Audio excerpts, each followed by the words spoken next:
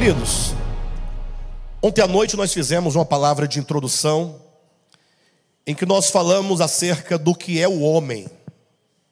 Importante nos lembrar que, a despeito de tantos conceitos que existem, e quando nós apresentamos rapidamente, daqueles que entendem que o homem é mera matéria, ou que seja o mero corpo, uma existência meramente temporal, outros que entendem que o homem seja alma vivente, outros indo mais além entendem que o homem seja espírito, outros que reúnem todos esses conceitos, entendem que o homem seja espírito, alma e corpo. E em cada um desses conceitos há alguma coisa de verdade. Entretanto, nós preferimos falar acerca do homem no sentido ontológico, no sentido do ser. Ou seja, o que o homem é essencialmente. Em outras palavras, o que o homem é que o torna homem. O que nós somos, ou o que nós temos que nos torna o ser humano. Alguém pode falar, mas essa questão me parece um tanto vaga. Ora, o que nós temos que nos faz homens? Eu digo, o que nós temos que nos faz homens, ou que nos faz um ser diferente de todos os demais seres desta criação da qual nós participamos. Nós vivemos num mundo em que existe aí o reino mineral, com uma consciência meramente mecânica. Nós temos o reino vegetal, temos o reino animal, mas o homem acima de todos esses seres, embora sejamos nós participantes de um mesmo cosmo, de uma mesma criação, o homem traz algo em si que o diferencia. O homem traz algo em si que o torna diferente de todos os seres. E enquanto nós, homens, não compreendermos que nós temos uma essência distinta dentro de nós, que nos faz, como diz em Gênesis, no capítulo 1 e no capítulo 2, homens ou seres criados conformes à imagem e semelhança de Deus, enquanto nós não entendermos isso profundamente no seu significado e saber utilizar essa diferença para o nosso crescimento humano, nós poderemos viver nessa terra, enquanto não descobrirmos isso, enquanto meros seres que não desenvolvem as suas faculdades. Um animal, por exemplo, até aqueles que mais se aproximam do homem, no sentido de que há animais que despertam uma certa inteligência mais do que outros, né? Tem um papagaio que ainda fala 2 ou 3 palavras. Tem um macaco que faz algumas preservadas um pouco mais parecidas com o humano. Mas o fato é que eles não têm a condição interior, eles não têm o meio orgânico interior de se desenvolver. O que nós colocamos ontem, e hoje estamos aqui tomando por introdução, para retomarmos o pensamento, é que o homem, além de corpo, alma e espírito, o homem pode ser definido enquanto uma consciência. A palavra consciência quer dizer ter ciência comum ou conjunta com outros seres. É o ser que consegue conhecer a si mesmo. Se eu pudesse aqui trazer uma frase de um grande filósofo da antiguidade, eu traria o que dizia Sócrates: conheça-te a ti mesmo. Uma grande verdade, porque o homem, quando não se conhece a si mesmo, quando ele não sabe quem ele é, de onde ele veio, o que ele faz aqui, para onde ele vai, não conhece a razão da sua existência, este homem ele está impedido de progredir na sua evolução da sua consciência cósmica. Quando eu digo consciência cósmica, porque a própria Escritura, não estranhe esse termo, se você ler, por exemplo, a Escritura em Gênesis capítulo 3, ou melhor, Gênesis capítulo 2, diz que o homem foi criado do pó da terra. Quando diz que o homem foi criado do pó da terra, aponta para essa natureza imediata, corpórea, sensorial, para o corpo humano. Sim ou não? Mas é dito então que o Senhor veio nos trazendo a luz do Evangelho para nos tornar, portanto, ou nos trazer a consciência do que nós somos em Cristo, e a partir de então nós entramos dentro de um processo de uma evolução daquilo que nós somos em direção a um alvo. Efésios capítulo 4, nós vamos encontrar o apóstolo Paulo no versículo 12, 13, dizendo que nós estamos dentro de um processo de crescimento espiritual em direção ao nosso alvo, que é a plena estatura de varão perfeito, a imagem e semelhança do próprio Senhor. Por isso, em Romanos capítulo 8, o apóstolo Paulo também vai nos falar que nós fomos predestinados para sermos conformes à imagem daquele que nos criou. Ou seja, existe um alvo da nossa existência. Nós não viemos ao mundo simplesmente para comer, para trabalharmos, para gerarmos filhos e depois morrermos. Não, nós fomos criados para ir em direção ao cumprimento do supremo propósito de Deus, que é o homem na sua plena estatura de varão perfeito, a imagem e semelhança do Filho primogênito de Deus, que é Jesus Cristo. Então nós estamos dentro desse processo de crescimento. Então o homem, enquanto consciência, quando o homem ele consegue se perceber a si mesmo, ele passa a se conhecer, e ele passa a ter consciência do outro, ou ter consciência com o outro das suas existências, e ele consegue então se relacionar com o mundo, não somente fazendo da sua inteligência o nexo das coisas, mas a interpretação e o sentido de todas as coisas, olhando para o outro, para o cosmos, para o mundo, olhando para Deus, e desenvolvemos então essa faculdade da compreensão daquilo que Deus quer para todos nós. Ocorre que ninguém pode negar um fato, porque esse fato está diante dos olhos de todos. Se nós partimos, primeiramente, do pressuposto de que o homem foi criado, e esse homem criado, ele entra num eixo progressivo e evolutivo da sua existência. Os irmãos têm dificuldade de entender o que eu estou dizendo? Que o homem criado, ele entra dentro de um processo histórico de crescimento, em direção a uma estatura de varão perfeito. Citei agora Efésios capítulo 4.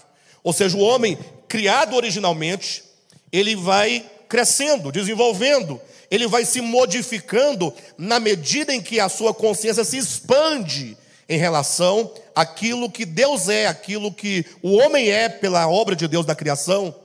O homem vai crescendo. Nós também entendemos, por outro lado, e isso ninguém pode negar, que existe uma obra, poderíamos chamar de obra das trevas.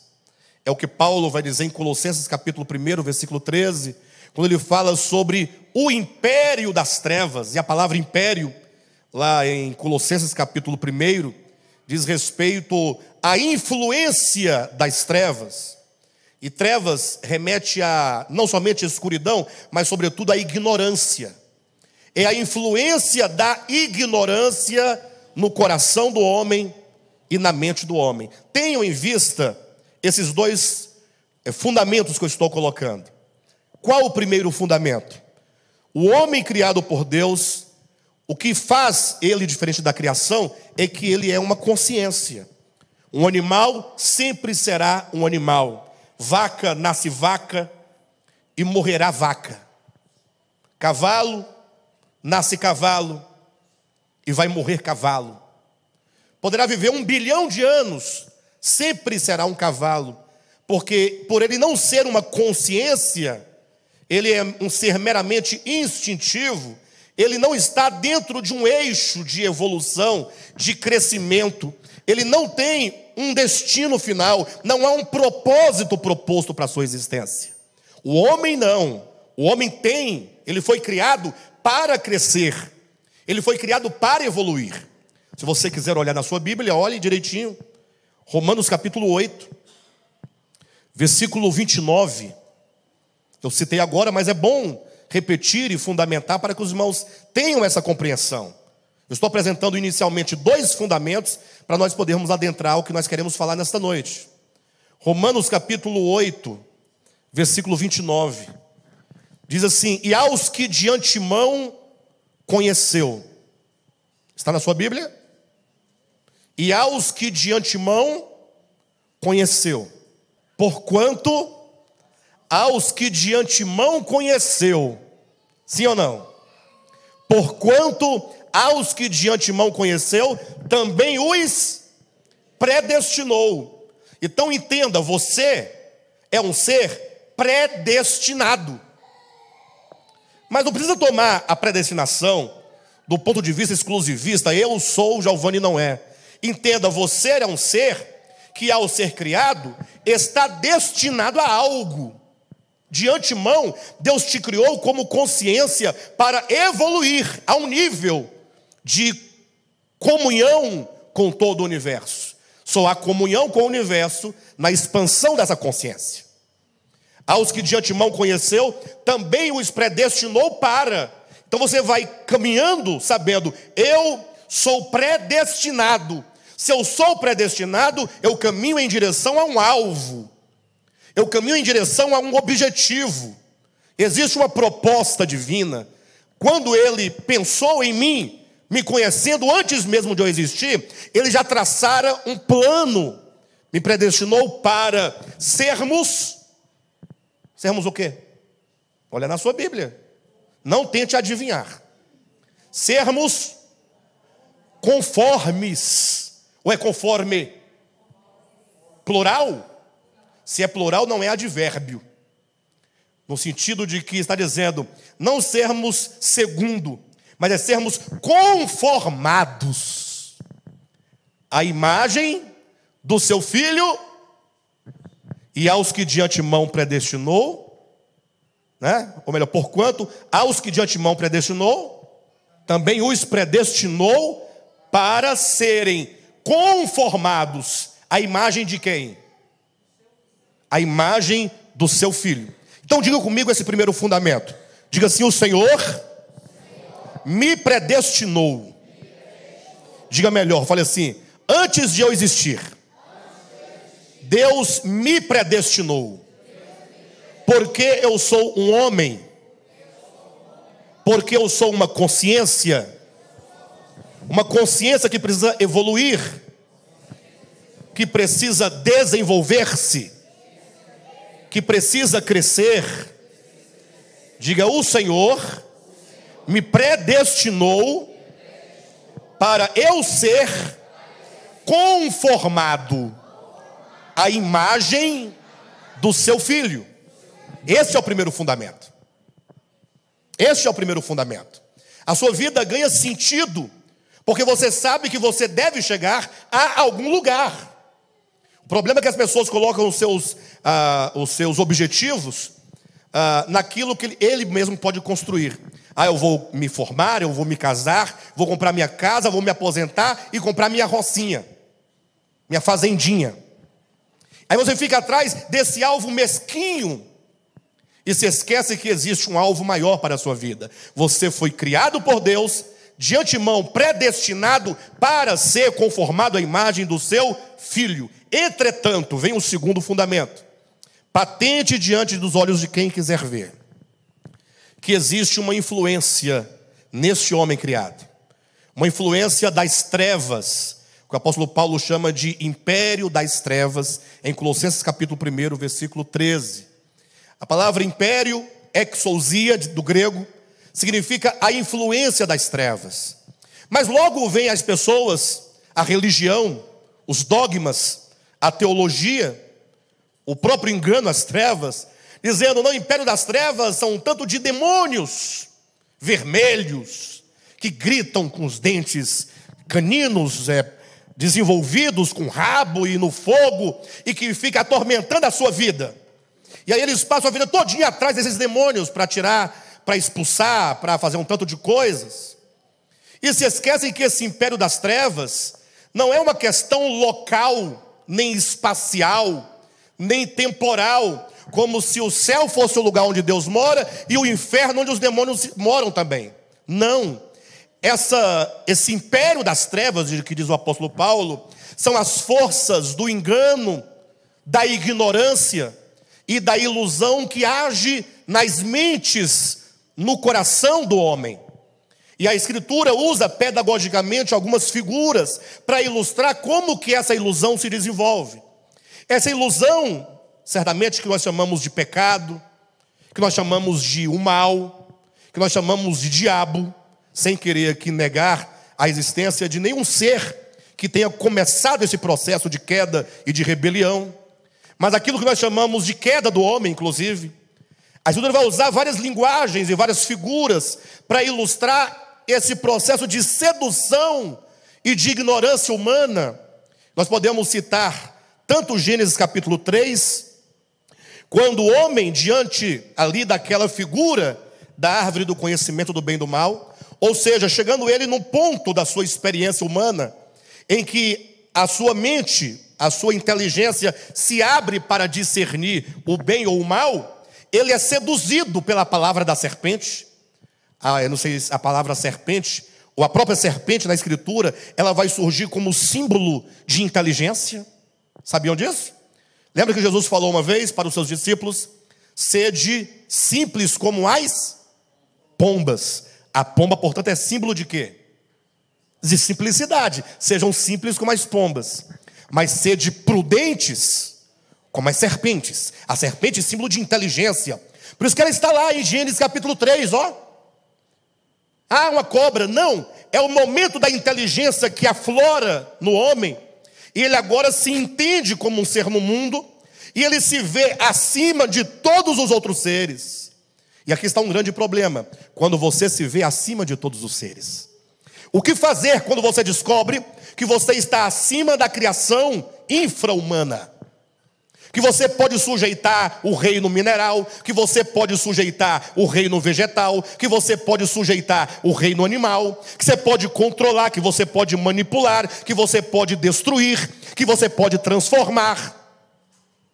O homem foi criado para governar, tem essa situação de fato, mas é neste momento que a serpente diz: ora, se você viver ou passar a viver por si mesmo, olha a influência das trevas.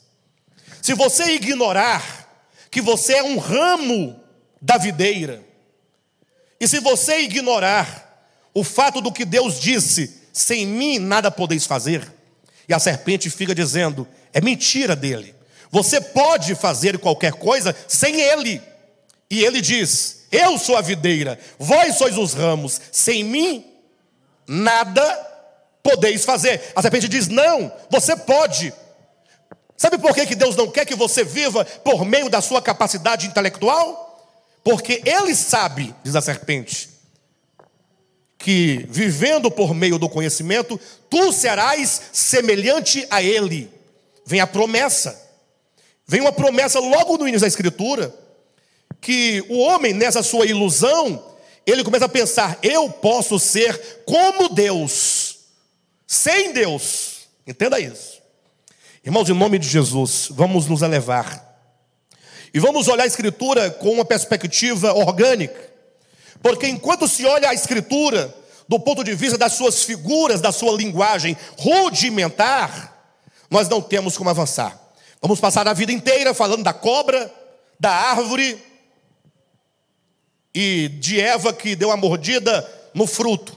E vamos ficar discutindo se era maçã, se era pera, se era figo, ou que fruta que era aquela. Tem aqueles que dizem que era uma jaca. Não sei porquê. Esse está mais maluco que os outros, né? Enfim, mas o que eu quero dizer é que nós não devemos ficar olhando a Escritura por essa perspectiva. Não faz nenhum sentido você olhar a Escritura, porque se você pensar que esta é a revelação de Deus, achar que a desgraça humana em que o homem vive sobre a terra é consequência de um homem ou uma mulher ter dado uma mordida numa fruta, esse Deus criador se tornaria muito pequeno, muito mesquinho, muito mau, muito perverso. Mas quando você entende a essência, existe uma revelação ali. A história é um invólucro possível de traduzir algo naquele tempo, mas que trazia no seu interior uma essência de verdade e de revelação. Olha o que a serpente diz para a mulher: é certo que se tu viveres por meio desta árvore do conhecimento, tu não morrerás. Porque a mulher dizia: não, se o homem criado por Deus esquecer-se de Deus, passar a viver sem Deus, querer ser o ramo, querer ser a própria videira, na ilusão do seu entendimento, é certo que morrerás. O que acontece com um ramo se você cortá-lo da sua fonte? Ele seca, ele morre. E Deus não ameaçou ninguém, Deus apenas dizia: olha, se comeres certamente morrerás. Ou seja, o homem, ele intrinsecamente, ele é dependente de Deus em todas as coisas. Ninguém vive, existe ou se move fora dele. Só que vem a influência das trevas, é a ilusão, é o pecado que diz: não morrerás, é mentira. E esse homem agora começa a alimentar essa ilusão, achando: eu não vou morrer, eu vou viver independentemente da vida. Saiba de uma coisa: você não tem vida em si próprio. Você não tem vida em si próprio. A vida é o próprio Deus. Vida não é algo que Deus tenha criado. A vida é Deus. Quando o verbo se encarnou, o que ele declarou acerca de si mesmo: eu sou o caminho, a verdade e a vida. E João diria no seu evangelho posteriormente que a vida se manifestou, a vida se encarnou, e eles, enquanto testemunhas oculares, disseram: e nós vimos a vida encarnada, nós contemplamos a vida encarnada, nós tocamos a vida encarnada, nós convivemos com ela, nós tocamos, nós ouvimos esta vida. Então, o homem tem que entender que não é possível viver sem Deus. Mas aí começa uma obra do império das trevas, que é a influência. Sabe onde isso acontece? Dentro de você, criando uma ilusão. Essa mesma verdade é ilustrada na parábola do filho pródigo. Um pai tinha 2 filhos, e o mais moço, e essa expressão moço é um indicativo do seu momento de adolescência. É o momento em que o ser, depois de nascido, que passa pela tenra infância, de total dependência dos pais, vai agora cruzando a linha da infância para a adolescência, quando ele começa a pensar que ele é alguma coisa. Quem já foi adolescente aqui? Sabe aquele espírito de presunção? Quando está saindo ali da casa dos 9, 10, 11, 12 anos de idade, vai vindo a puberdade, olha para si, já se vê homem, já se vê mulher, já começa a querer sair de casa sozinho, já não quer que os pais já o levem na escola mais, já começa a se achar independente. É um estágio de ilusão. Pensem no pecado enquanto a ilusão que tem no nosso coração. Porque pecado é ouvir uma música do Zé Ramalho. Misericórdia, irmãos. Deus não é um Deus castrador de ninguém. Ele quer te conduzir simplesmente pelo caminho da vida. O pecado é a ilusão que te afasta de Deus. Pecado, grego, é hamartia, errar o alvo. Quando você começa a caminhar na direção que não te leva ao propósito de Deus, que é essa conformação à imagem do Filho. E esse desvio de caminho ocorre por meio da ignorância, da ilusão. E esse filho mais moço disse ao pai. Quando diz, e o filho mais moço disse ao pai, não pense que ele acordou um dia e falou: vou dizer isso. Não, o que ele vai dizer é fruto daquilo que estava sendo alimentado, pouco a pouco, paulatinamente. O pecado, ele é gerado dentro do homem. Pecado não é algo que vem e que vai, ou que vem do nada. Não, veio do nada. Não, nada veio do nada. Pecado é uma ilusão que dentro do coração do homem vai se formando, a partir das convicções que ele adquire acerca de si mesmo, convicções equivocadas. A partir das convicções que ele adquire acerca de Deus, convicções equivocadas. A ilusão, aquele menino pensava: por que viver na casa do pai? Por que viver na dependência do pai? Tudo bem, ele gerou, mas eu agora sou. E eu posso ser sem ele. Eu quero ter minha própria casa, minha própria vida, meu próprio reino, minha própria riqueza. E a partir dessa ilusão, Agora ele olhando para o pai, ele começa agora a interpretar o pai a seu modo, na sua ignorância. E agora para o filho, sempre que ele olha para o pai, ele pensa que o pai está reprovando, que o pai, né? E aí ele começa a sentir agora certa ojeriza do pai. A casa vai ficando pequena para eles dois. Ele diz consigo mesmo: eu tenho que ir embora, eu tenho que sair. E um dia, esse pecado, essa ilusão amadurece. E ele diz ao pai: dá-me a parte dos bens que me cabe. Olha a exigência. Ele acha que é dele, que me cabe, é meu. Porque eu viverei a minha própria vida, sem a tua casa, sem ti, sem a tua riqueza. Interessante que a palavra bens, dá-me a parte dos bens que me cabe, ou em outra versão, os haveres, é uma palavra grega que se lê bios, que é vida. Dê-me a minha vida, para que eu viva a minha vida sem ti.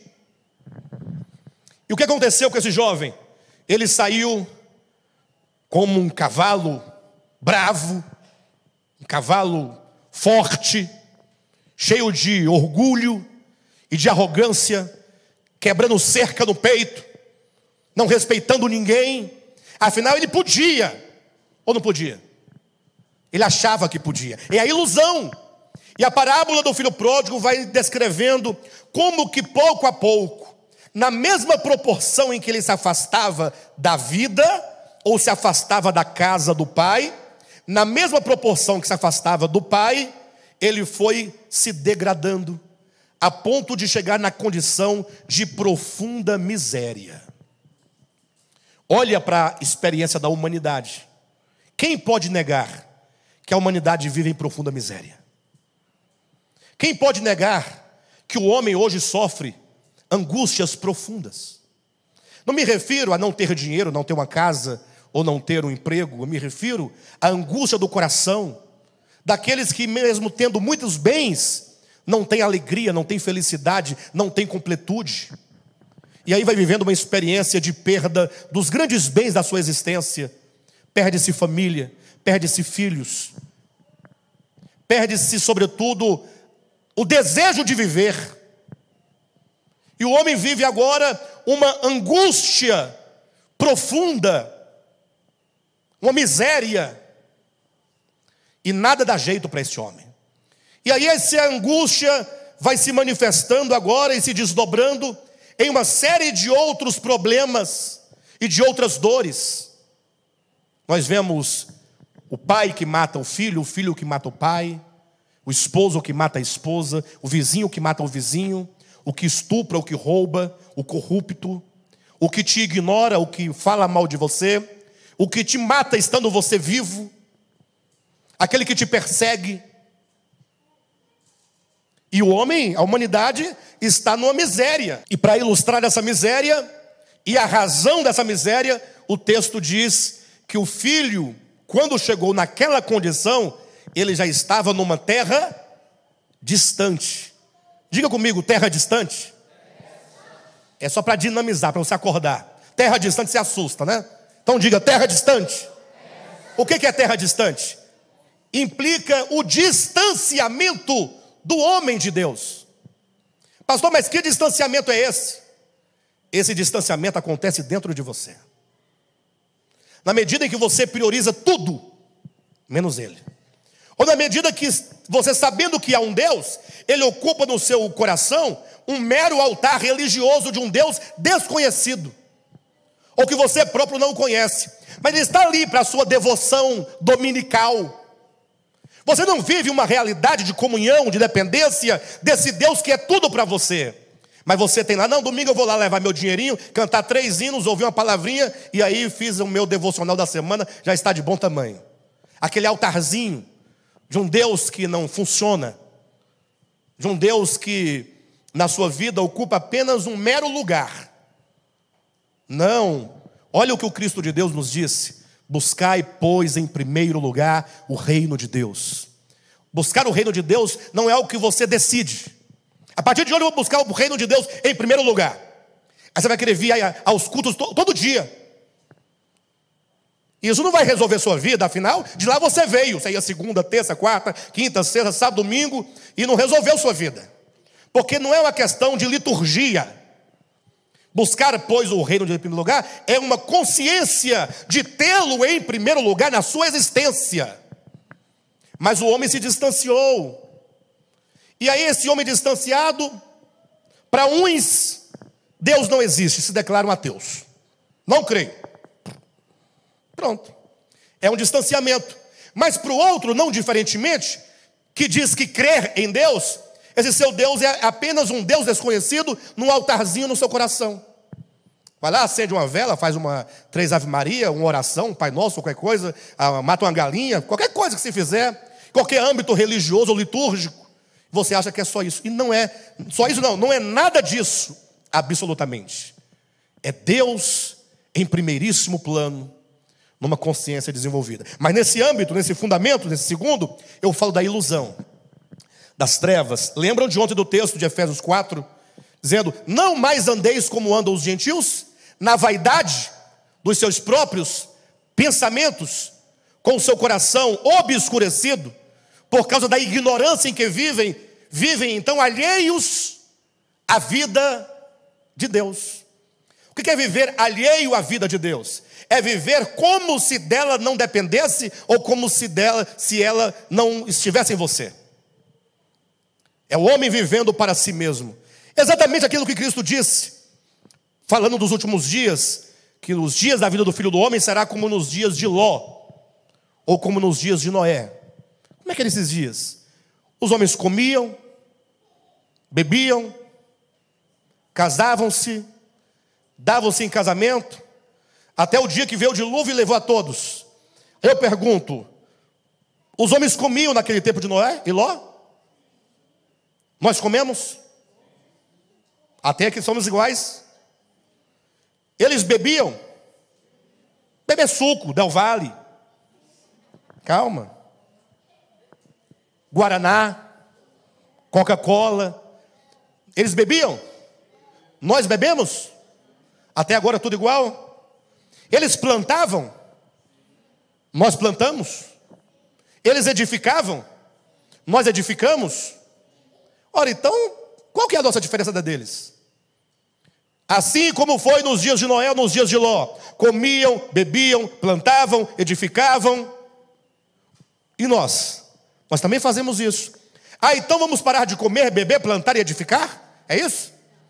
O que significa então essas palavras de Jesus? Por que essa reprovação? É o homem vivendo como um mero animal que não tem a consciência da verdade, a consciência de Deus, a consciência da sua existência, vivendo apenas esta vida imediata, sensorial e para o prazer carnal. Prazer carnal no sentido positivo.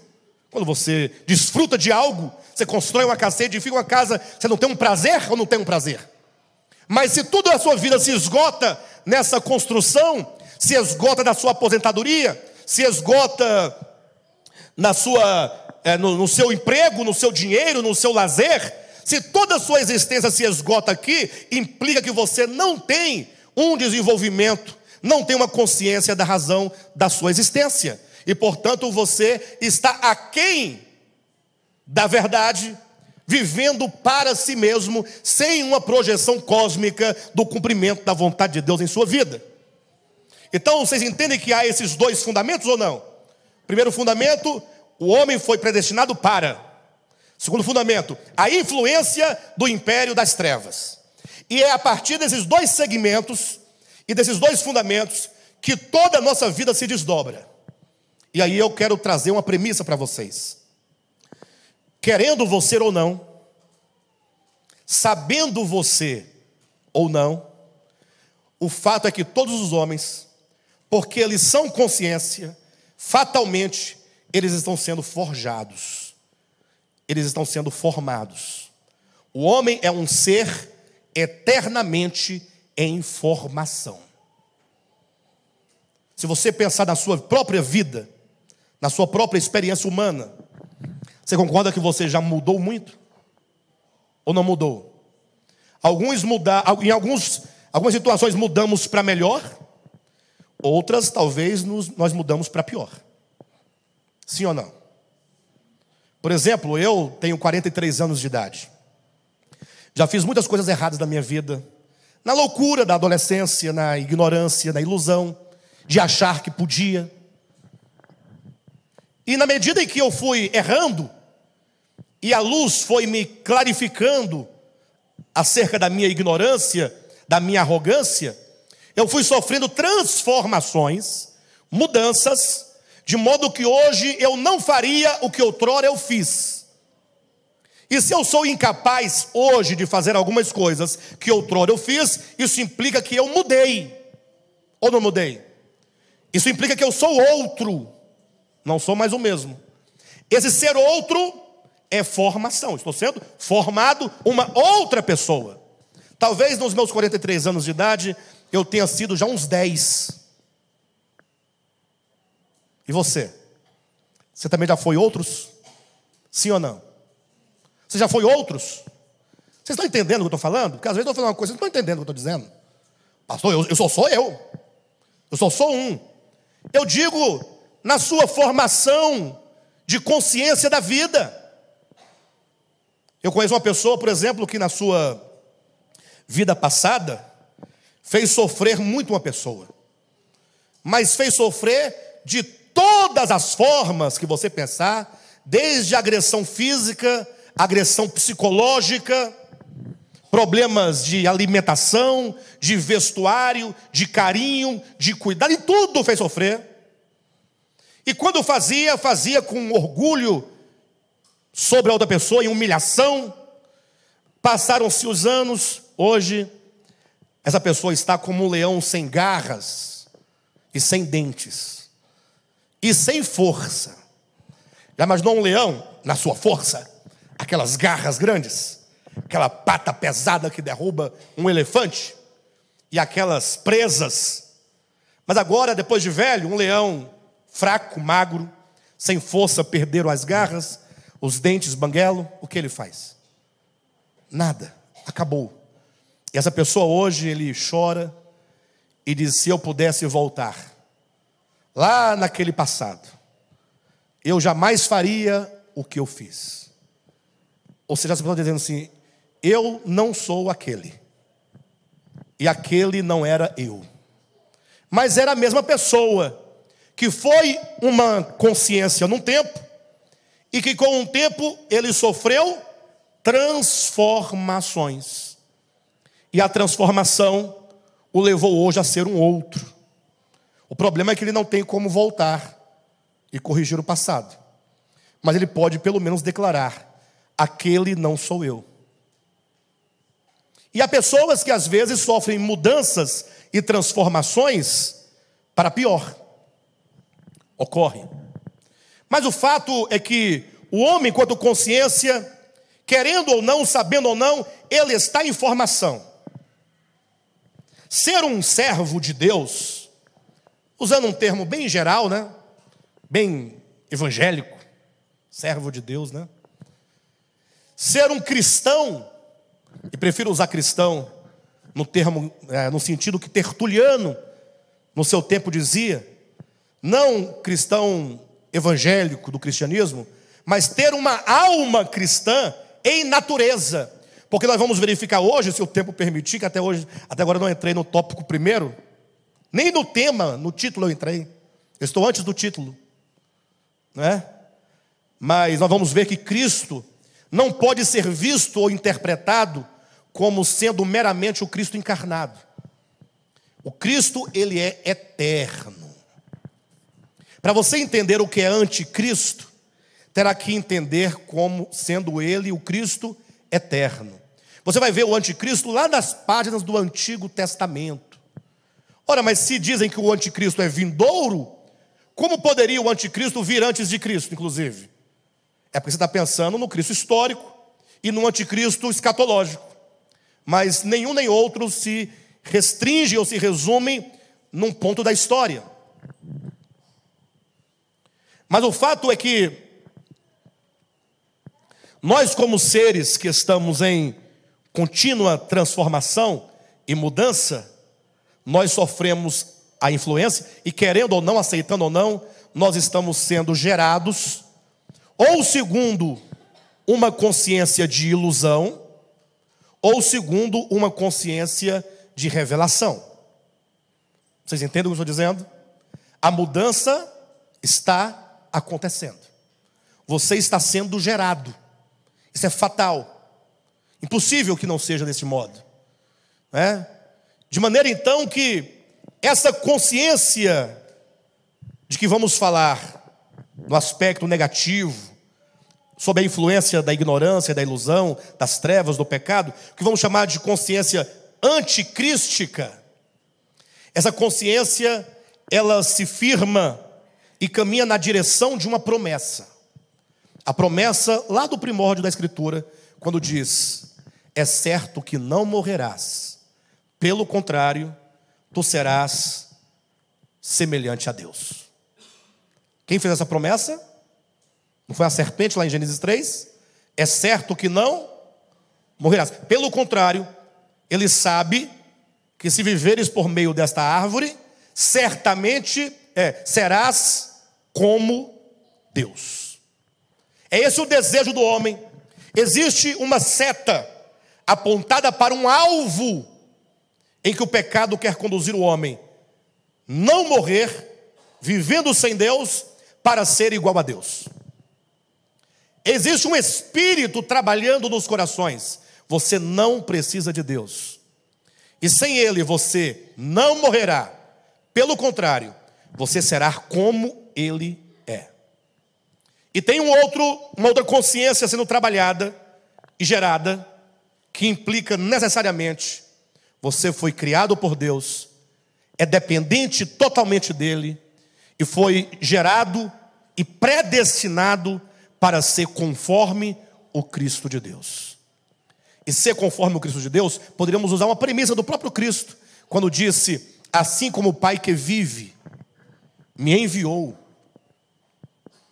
Gente, olha para mim, por favor. Assim como o Pai que vive me enviou. Não tem aqui um espírito, não tem aqui um sentimento de ser menor que o Pai ou não? Quem foi que enviou? Foi o Filho que enviou o Pai ou o Pai que enviou o Filho? Quem é maior, o que envia ou o que é enviado? Quem é maior? Não é o que envia? Quando ele diz, assim como o Pai que vive, em outras palavras, ele não tem vida. Concorda comigo ou não? Não concordaram muito não, né? Assim como o Pai que vive. Ele não diz assim como o Pai tem vida. Ele fala assim como o Pai vive, ou seja, Ele é a própria manifestação da vida. Ele é a vida em existência, ou melhor, Ele é a vida em manifestação. Assim como o Pai que vive me enviou, então eu sou o enviado. Olha o espírito desse Cristo. E eu igualmente vivo por meio do Pai. Novamente, um coração de dependência. Disso o Filho sabia. Toda a sua existência sobre a terra era dizendo: o Pai é maior do que eu.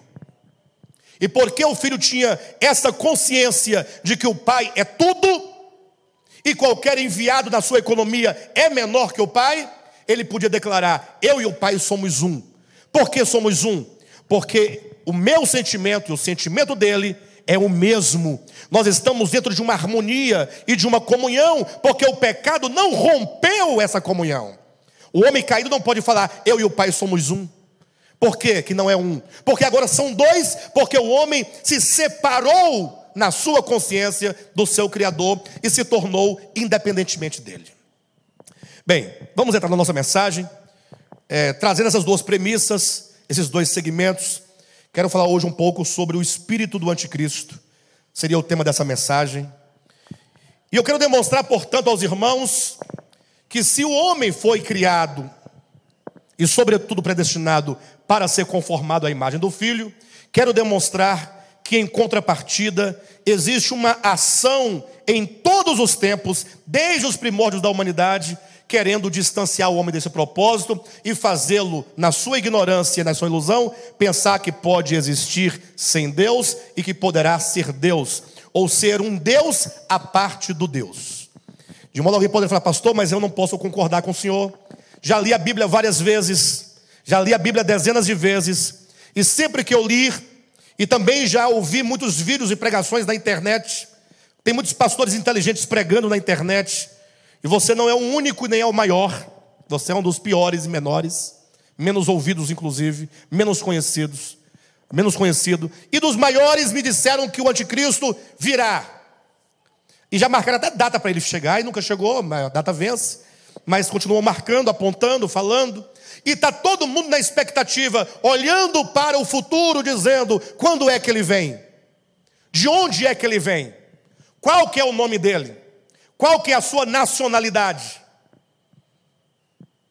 Enquanto isso, ele já está no meio de nós. Não aqui nesse setor, né?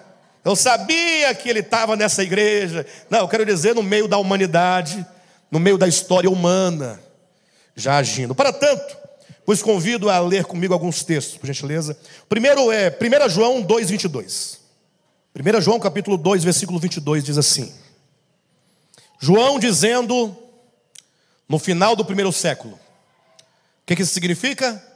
João diz essas palavras há mais ou menos 1900 anos atrás.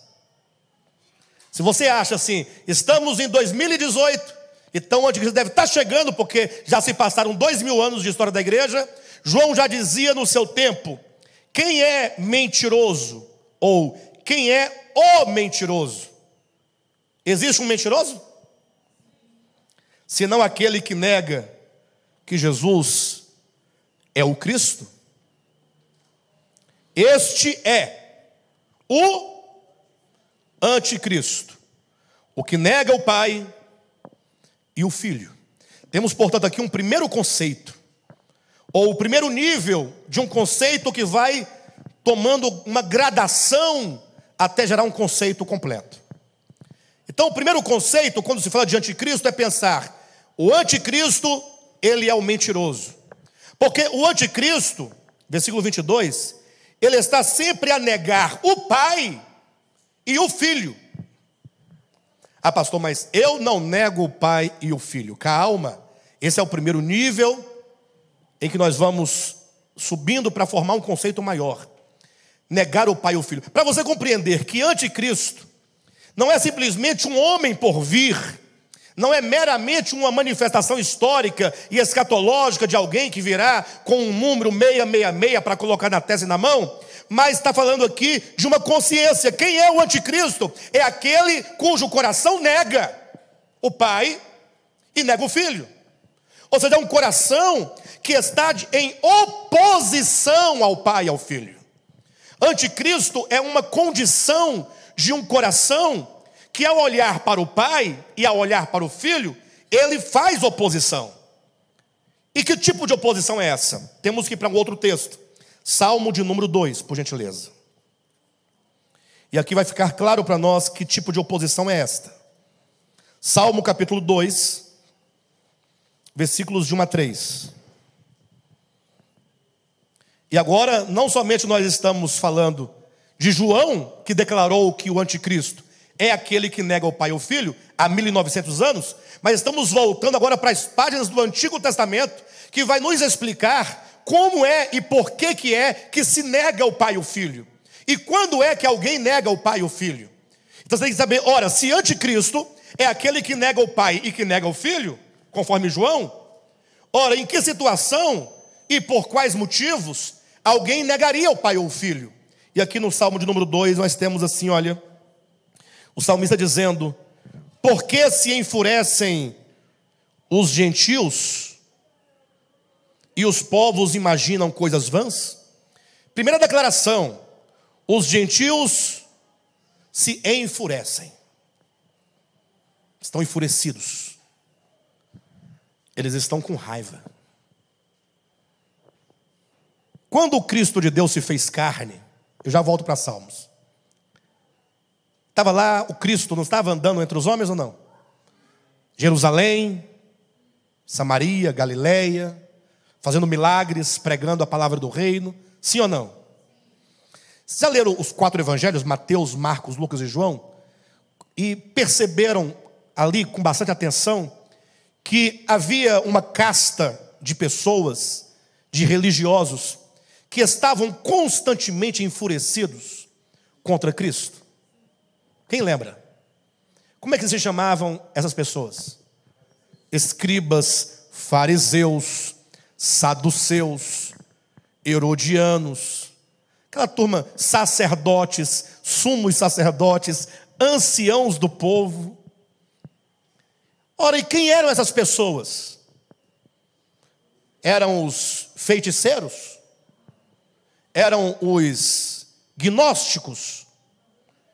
Porventura eram eles os ocultistas? Os mágicos? Ateus? Não? Não era nenhum daqueles que a gente costuma julgar enquanto está enfurecido com Cristo. Olha, por que você está enfurecido com Cristo? Ou qual que é o seu problema com o Cristo? Essa casta de religiosos tinham todos os problemas contra Cristo. E se nós pudéssemos traduzir o que eles eram efetivamente para uma linguagem dos dias de hoje, eles eram pastores, padres, bispos, presbíteros, diáconos, apóstolos. Não é de se estranhar, não?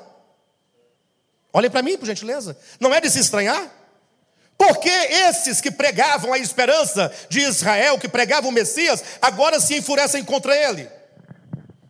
Simplesmente, dentre algumas razões, mas tinha uma que é bem fundamental, e se vê desde quando Herodes mandou matar todas as criancinhas de 2 anos para baixo, no sentido de que o grande medo deles era que se esse Messias de fato vem, com essa mensagem de amor, essa mensagem de graça, de perdão e de misericórdia, certamente nós vamos perder a nossa posição dentro desse nosso reino que nós construímos, que nós erigimos, que é uma base e um fundamento de rebelião, de força, de vingança e de conquista meramente humana.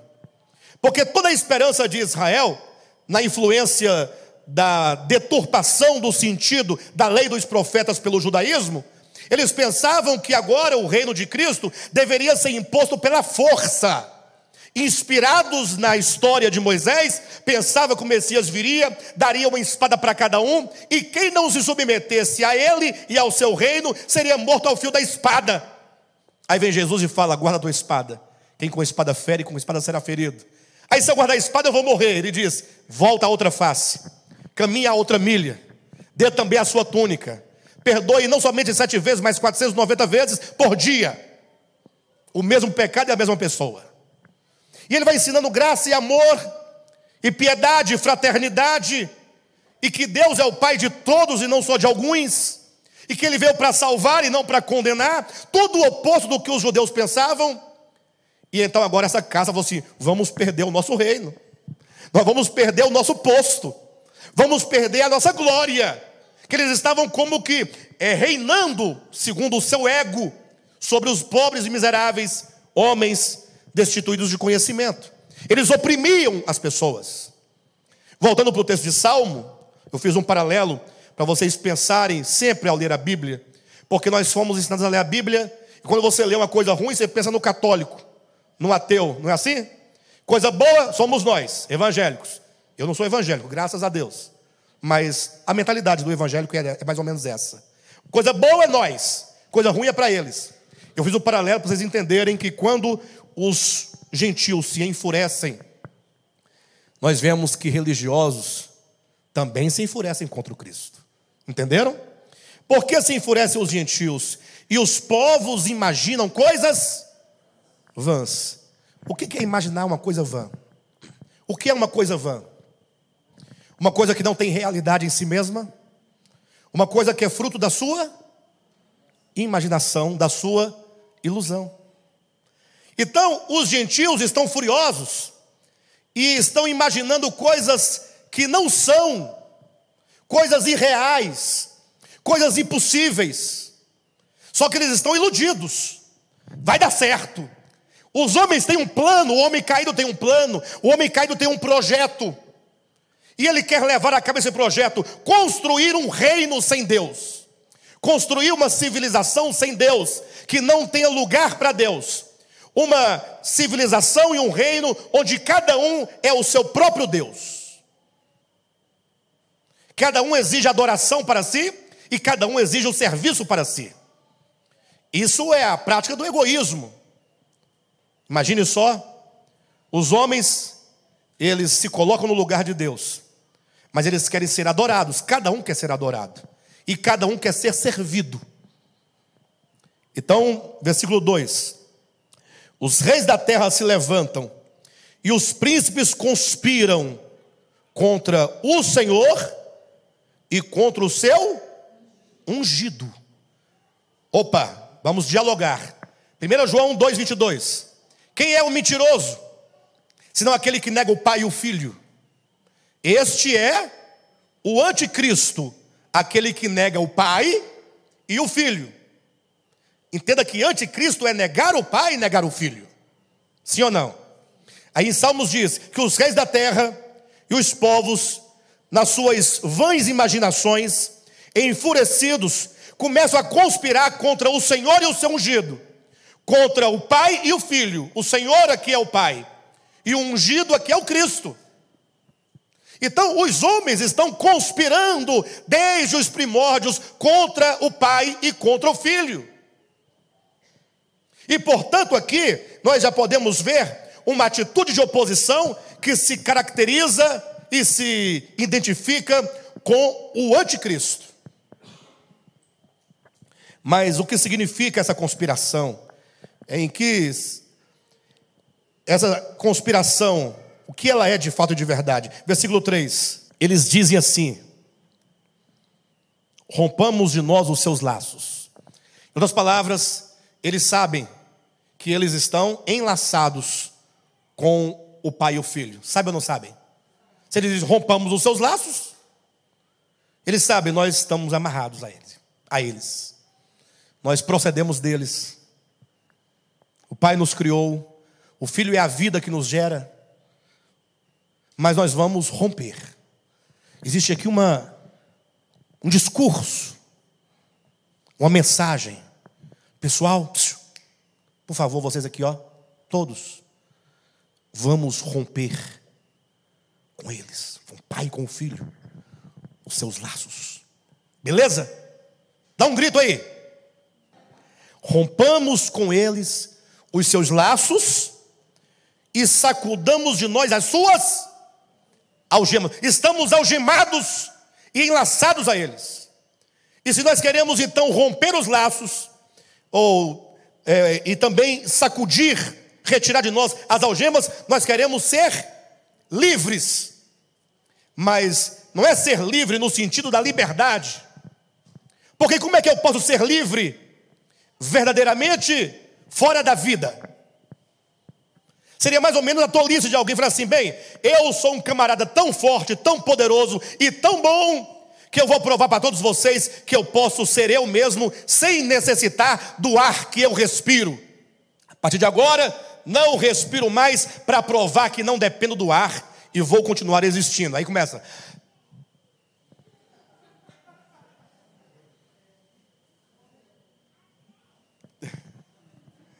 Vocês estão entendendo?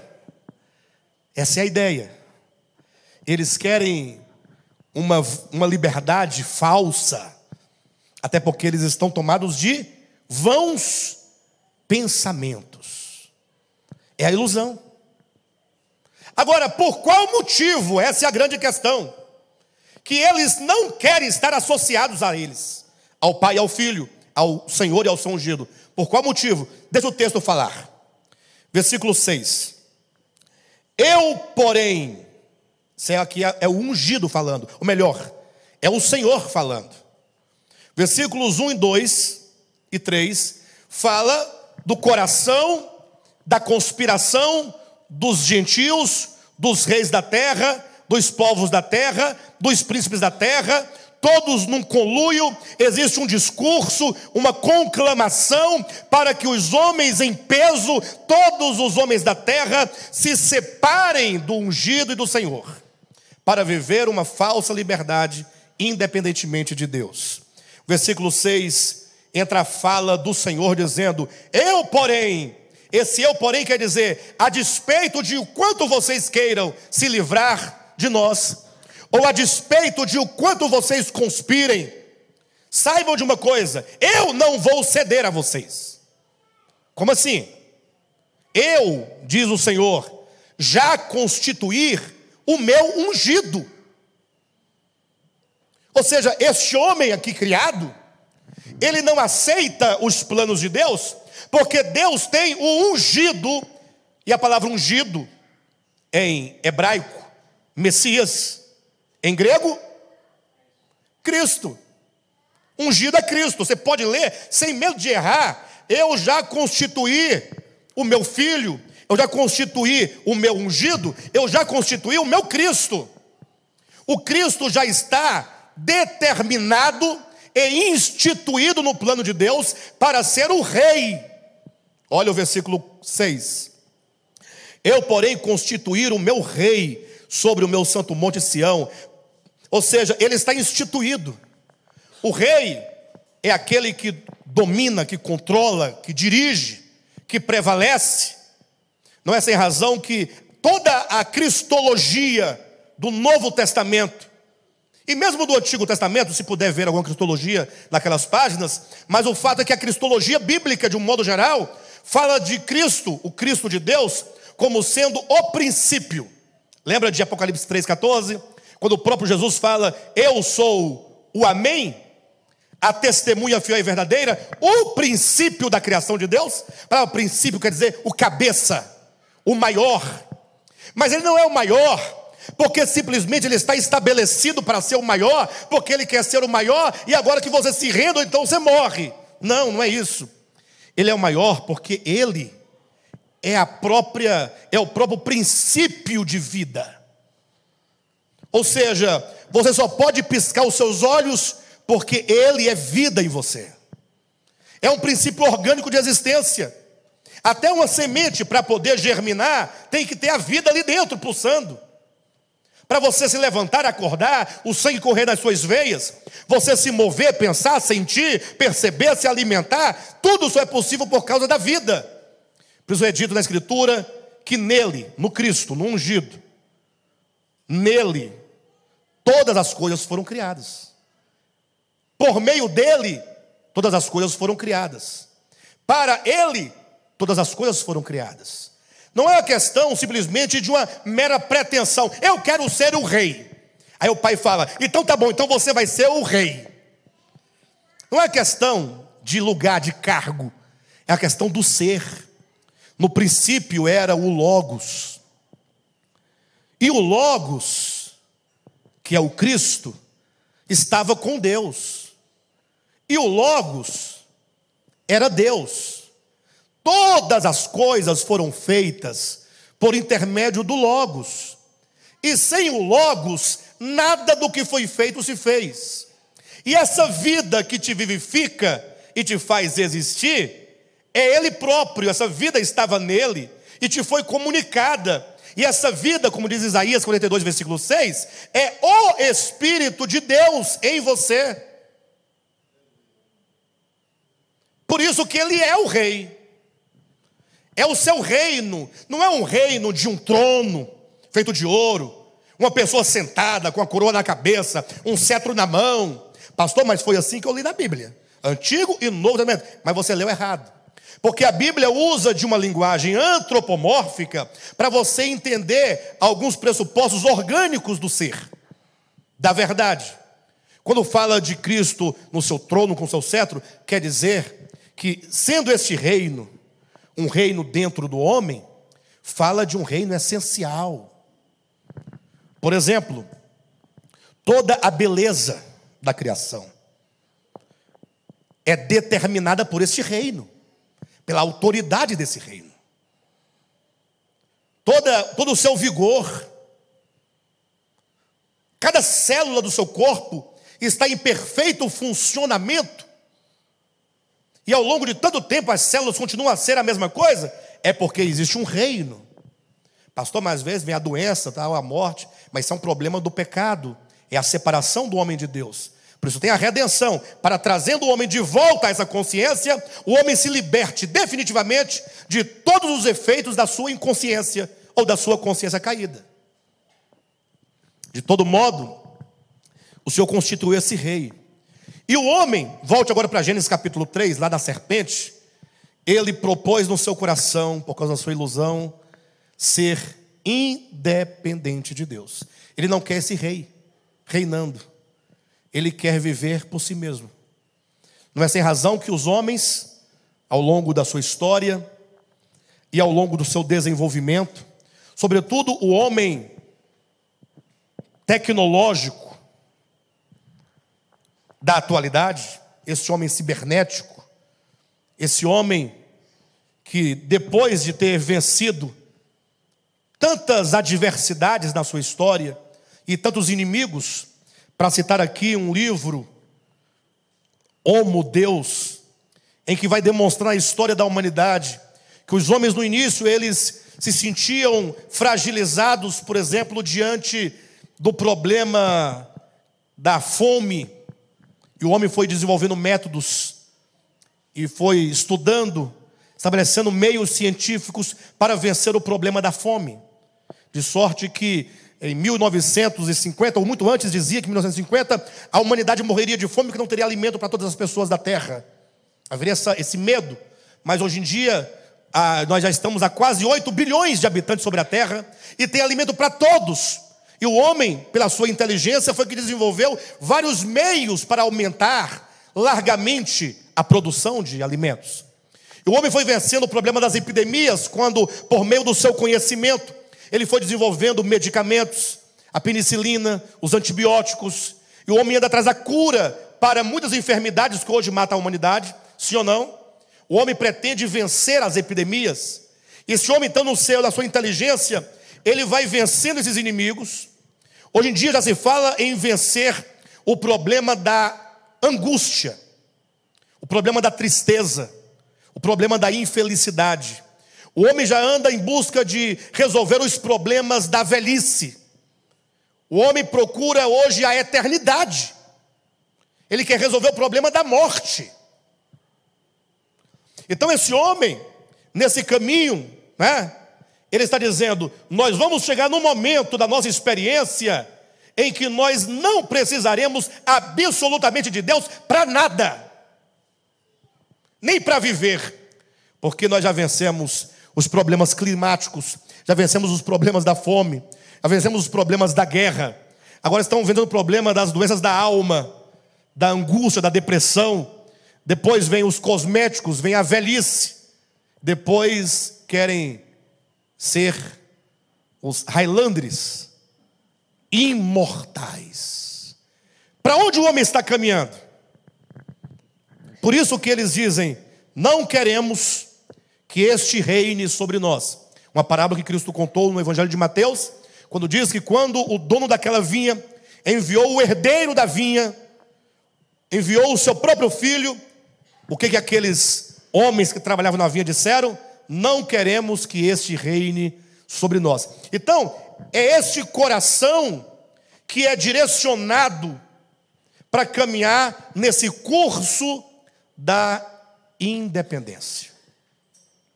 Talvez diga, pastor, mas você falou muitas coisas boas aí, mas não se encaixa a mim. Afinal, eu sou um crente, eu acredito, eu creio, eu sou temente a Deus e tal. É o problema que nós, na nossa pequenez, muitas vezes achamos que só se opõe ao pai e ao filho aqueles que frontalmente se levantam contra eles em palavras e ações. Mas nós, no nosso pequeno mundo, não raras vezes, nós também queremos viver independentemente dele, quando nós colocamos toda a nossa confiança naquilo que nós somos e somos capazes de realizar. Há um outro texto, 1 João capítulo 4, versículo 3, que nos eleva ainda mais o pensamento acerca do que seja anticristo. 1 João capítulo 4, versículo 3 diz assim, e todo espírito que não confessa a Jesus não procede de Deus. Pelo contrário, este é o espírito do anticristo, a respeito do qual tendes ouvido o que vem, e presentemente já está no mundo. Eu quero trazer duas informações para vocês nesse texto. O primeiro é: este é o espírito do anticristo. Pastor, é verdade que vai vir um anticristo vindouro que vai se manifestar? Eu diria que sim. Diria que sim. Leiam bem os verbos. Diria que sim. Não é improvável que ele venha. Entende ou não? Não é improvável que haja uma manifestação histórica do anticristo. Assim como o Cristo de Deus. Eu pergunto, o Cristo de Deus é eterno? Quem disse isso na Bíblia? No princípio era o Verbo. E o Verbo estava com Deus. E o Verbo era o quê? Portanto, esse Cristo, esse Logos, esse Verbo, ele não é histórico. Ele, desde o princípio, quando tudo começou a ser criado, ele não foi criado, ele já era. Ele é o ser. Sendo esse Cristo eterno, e eu posso inclusive demonstrá-lo agindo antes da sua encarnação, porque Pedro vai dizer na sua primeira epístola que o Espírito de Cristo agia nos profetas que no Antigo Testamento profetizavam a sua manifestação histórica. Então lá atrás, antes de o Espírito do Cristo se encarnar em Jesus de Nazaré, ele já agia nos profetas. E num dado momento esse Espírito eterno não se fez carne, não se fez homem dentro da história. Semelhantemente ao anticristo. O anticristo também é um ser que está fora da cronologia humana. Eu não vou dizer que ele seja eterno, absolutamente, eterno só um. Mas eu quero dizer que, assim como Cristo, sendo eterno, se manifestou no tempo, e o se manifestar no tempo não restringe o seu ser fora do tempo, porque ele está fora do tempo e se encarna no tempo, o espírito do anticristo já age desde as suas origens, desde o seu nascimento. Na verdade, bem da verdade, esse espírito anticristo, esse espírito anticrístico, esse espírito que não aceita o Cristo, que não quer o seu reino, que não quer o seu governo, que não o quer como vida, que não quer ser dependente dele, esse espírito que se opõe a esse Cristo de Deus, ele surge no coração da primeira criatura que todos nós chamamos e conhecemos por Lúcifer. Não entro nos detalhes da nomenclatura, do nome, do significado, mas dentro mesmo da tipologia bíblica acerca desse querubim caído, é lá que nasce essa indisposição contra o Cristo. E dali para frente existe agora no universo o espírito do anticristo. Um espírito contra Cristo. Espírito, cuidado, não é um espírito, possuiu, desceu, baixou o bicho. Não. Não é por aí. O termo espírito na Bíblia quer dizer ânimo. Ânimo. Sabe quando você acorda com aquele ânimo, aquela disposição para? Quando a Escritura fala, por exemplo, que João Batista veio no espírito de Elias, não é que o espírito penadinho de Elias entrou no corpo de João Batista, agora possuiu. Não. Quer dizer, no mesmo ânimo, no mesmo empenho, no mesmo propósito, no mesmo pensamento, na mesma força, na mesma disposição. Espírito, pneuma, ruá, ânimo. Entendem isso? Então, o espírito do anticristo é uma disposição anticrística de se opor ao reino do Messias, ao reino do Cristo, ao reino de Deus. Cristo. Porque Cristo é doação. Ele deu-se a si mesmo. Não ficou do céu orando, eu abençoo, vai dar certo. Vamos lá. Não, ele entra na história, se faz homem, se veste de homem, sente como homem, toca os homens, morre pelo homem. Isso é o Espírito de Cristo. O que foge dessa matriz crística, desse sentimento, desse poder, dessa força, dessa disposição que há e que houve em Cristo Jesus, é anticristo. Lógico que isso aqui é um espírito que já está agindo. Ele se encaminha para se assentar no santuário de Deus.